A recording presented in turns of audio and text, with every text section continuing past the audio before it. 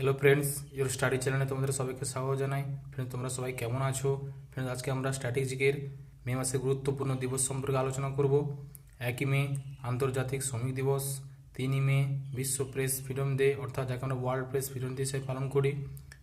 4 মে কয়লা খনি দিবস। 8 মে আন্তর্জাতিক থ্যালাসেমিয়া দিবস অর্থাৎ রেড ক্রস দিবস হিসেবে পালন করি।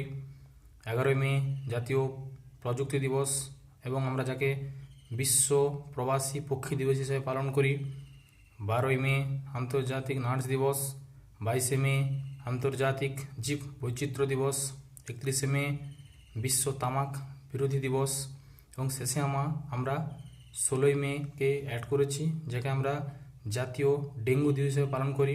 তো ফ্রেন্ডস, এই ক্লাসটা তোমাদের কার কার ভালো লেগেছে তোমরা বন্ধুদের মাঝে বুঝবেন, শেয়ার করো, কমেন্ট করো এবং লাইক করো। নেক্সট ক্লাসে আমরা জুন মাস সম্পর্কে আলোচনা করব।